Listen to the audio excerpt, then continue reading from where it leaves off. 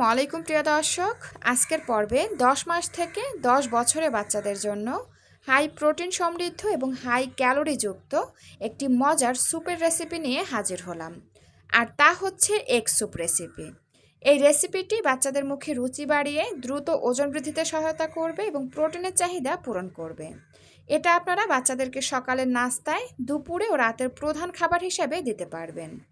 বিশেষ করে বাচ্চারা যখন ভাত, মাছ, খিচুড়ি একঘেয়েমি খাবার খেতে খেতে খাবারের প্রতি অনীহা চলে আসে, তখন খাবারে ভিন্নতা আনতে অথবা বাচ্চাদের শারীরিক অসুস্থতার সময় এই খাবারটি সুপারফুড এবং আদর্শ খাবার হতে পারে।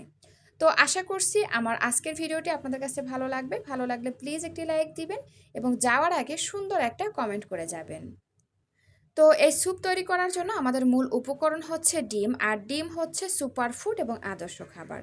আমি এখানে একটি মুরগির ডিম নিয়েছি এবং ডিমটাকে একটা কাঁটা চামচের সাহায্যে খুব ভালোভাবে ফেটিয়ে নিচ্ছি। দেন এটাকে একটা সাইডে রেখে দিচ্ছি এবং অন্য আরেকটা পাত্রে আমি এখানে 1.5 চা চামচের মতন কর্নফ্লাওয়ার ব্যবহার করছি এবং এর মধ্যে 4 চা চামচের মতন নর্মাল পানি দিয়ে কর্নফ্লাওয়ারটা খুব ভালোভাবে গুলে নিচ্ছি।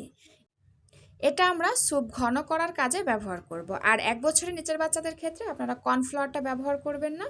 সেই ক্ষেত্রে এখানে আটা অথবা চালের গুঁড়াটা এভাবে পানি দিয়ে গুলে নেবেন।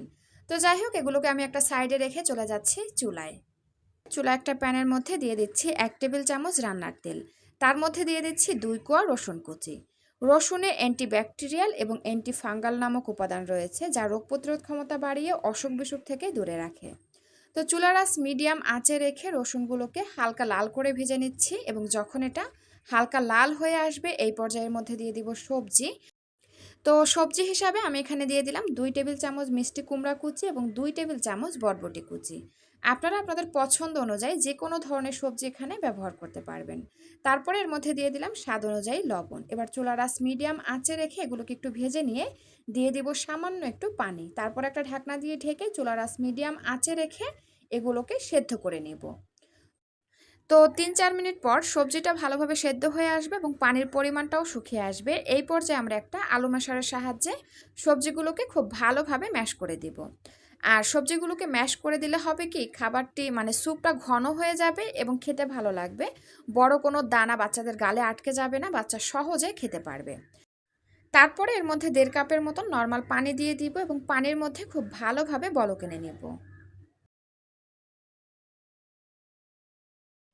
তো পানি যখন খুব ভালোভাবে ফুটে উঠবে এই পর্যায়ে আমরা গুলে রাখা কর্নফ্লাওয়ার একটু একটু করে দিয়ে দিব এবং খুব ভালোভাবে নেড়েচেড়ে মিশিয়ে নিব। কর্নফ্লাওয়ার দেওয়ার পরে আরও 1 মিনিটের মতন জাল করে নিব।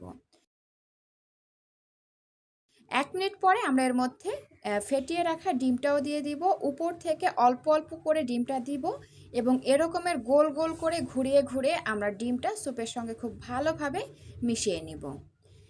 এলোমেলো করে স্যুপটা নাড়া যাবে না, তাহলে কিন্তু এই ডিমের যে একটা আঁশ ভাব রয়েছে সেটা আর থাকবে না। এটা কেটে কেটে একদম গুঁড়া গুঁড়া হয়ে যাবে এবং দলা পেকে যাবে।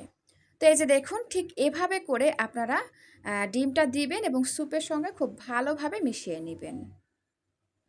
তো ডিম দেওয়ার পরে আমি আরও 1 থেকে 1.5 মিনিটের মতন জাল করে নিয়েছি। এবার এর মধ্যে দিয়ে দিব সামান্য একটু কাঁচামরিচ কুচি এবং সামান্য একটু ধনেপাতা কুচি।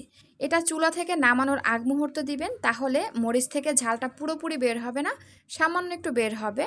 আর এখানে আপনারা কাঁচামরিচের পরিবর্তে কিন্তু গোলমরিচটাও ব্যবহার করতে পারবেন। আর এখন আমি চুলা থেকে স্যুপটা নামিয়ে নিচ্ছি।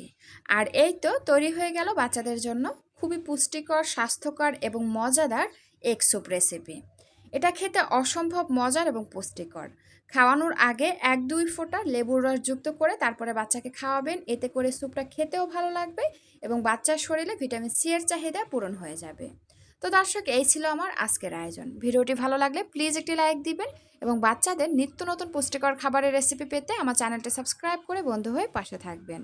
সবাইকে অসংখ্য ধন্যবাদ জানিয়ে আজকের ভিডিওটি এখানেই শেষ করছি। আল্লাহ হাফেজ।